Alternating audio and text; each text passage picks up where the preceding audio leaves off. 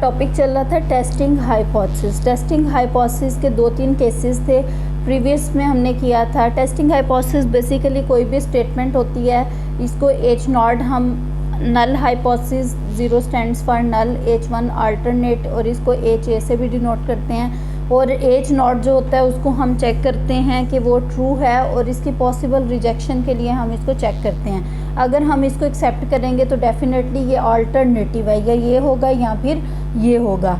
अगर हम H0 को एक्सेप्ट करेंगे तो इसको हम रिजेक्ट करेंगे, अगर हम इसको रिजेक्ट करते हैं तो अल्टरनेटिवली ये वाला एक्सेप्ट हो जाएगा।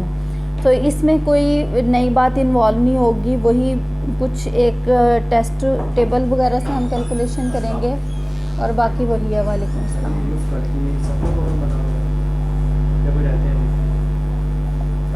पता नहीं, 2 रहते हैं मेरे ख्याल में। ठीक है, हाँ।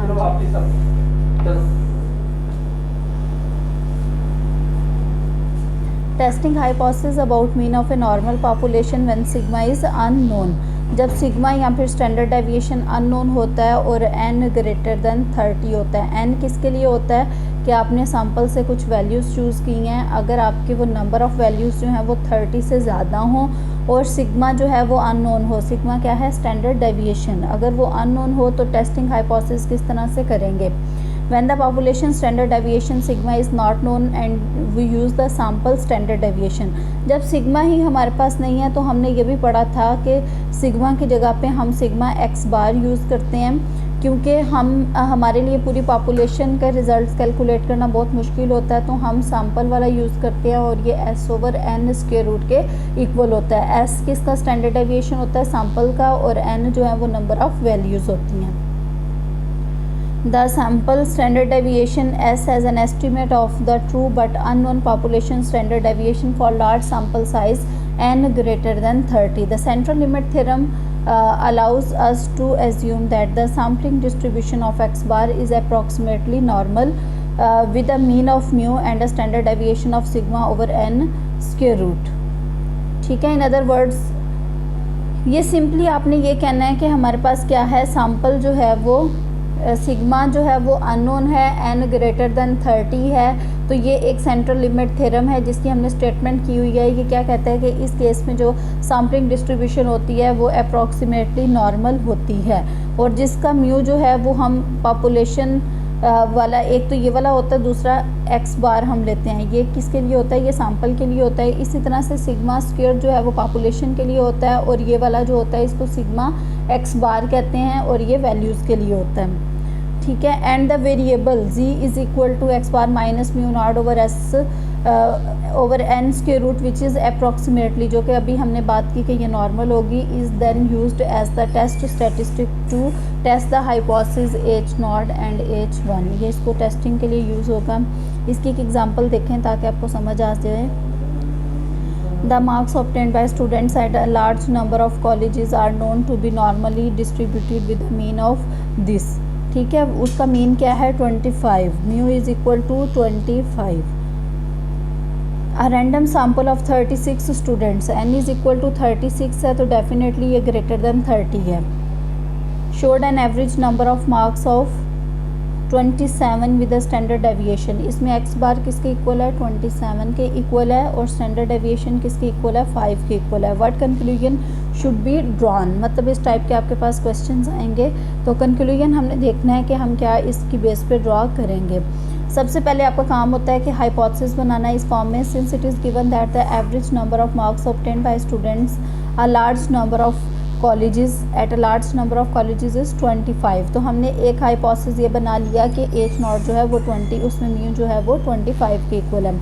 तो H1 होता है ना वो अल्टरनेटिव होता है, इसके अपोजिट होता है। अगर ये 25 है इसका मतलब है ये 25 नहीं होगा। अगर यहाँ पे म्यू ग्रेटर देन 25 होता तो H1 जो होता है वो उसका अल्टरनेटिव होता, और हम इसको कहते हैं कि म्यू जो है वो ये ग्रेटर देन है तो यहाँ पे लेस देन इक्वल टू 25 लिखते हैं। इसी तरह से बाकी इसके बाद यहाँ पे एक सिग्निफिकेंस लेवल होता है, और यहाँ पे चूँकि क्वेश्चन में हमें सिग्निफिकेंस लेवल नहीं गिवन तो स्टैंडर्ड सिग्निफिकेंस लेवल जो होता है वो अल्फ़ा इज़ इक्वल टू 0.05 होता है। नेक्स्ट है हमारे पास because sigma is not known and the sample size and greater than 30 we use S in place of sigma thus the test statistic is Z is equal to x bar minus mu over S over N square root which has an approximate standard normal distribution. ये हमने क्यों चीज़ें सारी point out की, क्योंकि यहाँ पे x बार use होगा, म्यू नॉट यूज़ होगा, एस भी गिवन है वो यूज़ होगा, एन गिवन है वो सारी वैल्यूज़ होंगी। जब आप इसको सारी वैल्यूज़ को इसमें रिप्लेस करेंगे तो आपके पास आंसर आएगा 2.40। और जो आपने अल्फ़ा लिया है तो यहाँ पे हमने the rejection region is z mod greater than 1.96। ये 1.96 कहाँ से आया, ये बेसिकली हम जी अल्फ़ा कैलकुलेट करते हैं। अल्फ़ा आपके पास 0.05 है और एक टेबल होता है स्टैट का जिसकी हेल्प से हम इनकी वैल्यूज़ फाइंड आउट करते हैं। और फिर हम लिख लेते हैं कि अगर जेड मॉड जो है वो ग्रेटर देन इक्वल टू 1.96 हो तो फिर जी अगर इससे बड़ा होगा तो हम उसको रिजेक्ट कर देंगे। ठीक है, तो यहाँ पे जी इससे बड़ा है, इसका मतलब है हम एच नॉट को जो है वो रिजेक्ट कर देंगे और H1 को जो है वो एक्सेप्ट करेंगे। On the basis of evidence we may conclude that this sample of students appear to be superior. Next है testing hypothesis about mean of a non normal population when sample size is large. अगर non normal हो तो उसका क्या procedure होगा, उसके लिए हम एग्जांपल देखते हैं। A random sample of 100 workers with children in daycare shows a mean daycare cost of rupees 2600. ठीक है, and a standard deviation of rupees 500. Verify the determinants claim that the mean exceeds rupees this at this level with this information. Means mean जो है वो हमारे पास क्या है 25 से जो है वो एक्सीड्स 2500। तो एक आपके पास हाइपोथेसिस ये बना, दूसरा उसके अपोजिट होता है, वो हमने बना लिया। ठीक है, नेक्स्ट हमने सिग्निफिकेंस लेवल अगेन नहीं गिवन तो वो हमने अल्फ़ा क्या ले लिया 0.05 ले लिया। टेस्ट स्टैटिस्टिक इसमें as usual X bar minus mu naught over S over N के रूट आ गया, एन इज़ इक्वल टू 100 है, इट मीन्स ये क्या है लार्ज है। सेंट्रल लिमिट थ्योरम हमने अप्लाई किया और ये नॉर्मल डिस्ट्रीब्यूशन आ गई। यहाँ से देखेंगे रिजेक्शन रीजन जिस तरह पहले मैंने आपको बताया जी ग्रेटर देन जी अल्फ़ा होता है। अल्फ़ा की वैल्यू 5% है, इट मीन्स ये 0.05 है। इसको हमने एक टेबल में चेक करना होता है, वो मैं आपके साथ शेयर भी कर दूँगी। इसकी वैल्यू ये आएगी। अब अगर जी की वैल्यू जो है वो 1.645 से बड़ी आ जाती है तो हम एच नॉट को रिजेक्ट कर देंगे। तो इसका मतलब है ये बड़ी आ जाती है तो it means we therefore reject H naught और दूसरे वाले को हम एक्सेप्ट कर लेंगे। इसी तरह से ये दूसरी भी इसी की एग्जांपल है। ये आप डिफरेंस के लिए भी इसको कैलकुलेट कर सकते हैं कि अगर दो मीन्स गिवन उनके डिफरेंस का जस्ट फार्मूला चेंज होगा और थोड़ा सा ऊपर से चेंज होगा, बाकी वही है। Testing hypothesis about a population proportion when sample size is large. जब सैम्पल साइज लार्ज हो तो पॉपुलेशन प्रोपोर्शन की टेस्टिंग हाइपोथेसिस हमने करनी हो तो हम क्या करते हैं, यहाँ पे हम विद एन एग्जांपल इसको देखते हैं। ये स्टैंडर्ड इसका वे लिखा हुआ है, वो आप वैसे ही रीड आउट कर लेना, शेयर कर दूँगी इसको एक एग्जांपल से। ये एग्जांपल आ गई। एग्जाम्पल क्या है, coin is tossed 400 times and in turns up head two 16 times. तो प्रोपोर्शन क्या हो गई यहाँ पे, coin is tossed 400 times and किसके इक्वल है 400 times and in turns up head two 16 times. तो हेड कितने है 216। Discuss whether the coin may be an unbiased one. Unbiased क्या होता है, जिसमें जो है वो आपकी पर्सनल फेवर्स या इंटरेस्ट इन्वॉल्व नहीं होते, वो उसको अनबाइस्ड कहते हैं। We consider the null hypothesis is that the coin is unbiased. तो एच नॉट हमने क्या कर दिया, एच नॉट अनबाइस्ड होगा तो आपको पता है हेड और टेल आने के 50-50% चांसेस होते हैं, तो उसकी प्रोबेबिलिटी 1/2 होगी। अगेंस्ट द अल्टरनेटिव हाइपोथेसिस क्या होगी कि उसकी प्रोबेबिलिटी 1/2 नहीं होगी। तो लेवल ऑफ सिग्निफिकेंस यहाँ पे भी हमने चूज़ करना है। Test statistic to be used under H naught is this. तो जो टेस्ट स्टैटिस्टिक होगा पॉपुलेशन प्रोपोर्शन के लिए वो होगा Z is equal to X plus minus 1/2 minus N P naught over N P naught Q naught with continuity correction.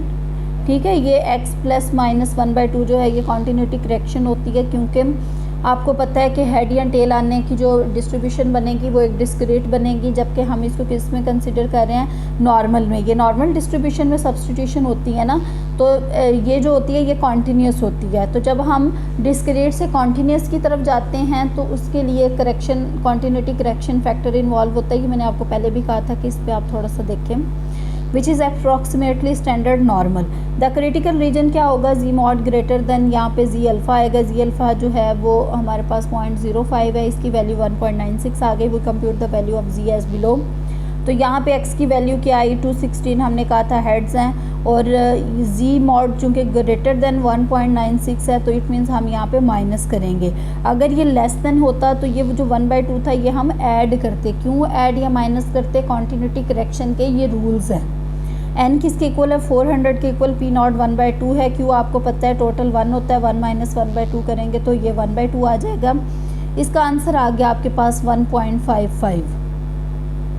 अब ये जो 1.55 है ये वाला आंसर, क्या ये 1.96 से बड़ा है? अगर ये बड़ा होता तो हम h0 को रिजेक्ट कर देते। अब चूँकि ये उससे छोटा है, conclusion since the computing value z is equal to this is less than 1.96 we accept the hypothesis. It means हम h0 को रिजेक्ट नहीं कर रहे, उसको एक्सेप्ट कर रहे हैं, तो h1 को हम रिजेक्ट कर देंगे। h0 को एक्सेप्ट करने का क्या मतलब है कि p 1/2 है, इट मीन्स कॉइन जो है वो क्या है, अनबाइस्ड है। यही हमने शो करना था। नेक्स्ट एक और एग्जांपल है, in an experiment to decide whether butter and margarine can be distinguished, 90 individuals were each given 3 sandwiches, 2 containing butter and the other 1 containing margarine. They were then asked which one of the 3 contains margarine and 30 correct identifications were made. Test the significance of the test. Means 90 individuals हैं, n आपके पास 90 है और यहाँ पे 30 जो हैं वो आपके पास रिज़ल्ट आया, तो x 30 हो गया। हमने टेस्ट करना है, इसके लिए क्या कर रहे हैं, हम प्रोपोर्शन वाले क्वेश्चन को प्रोसीड करेंगे। We formulate our hypothesis h not,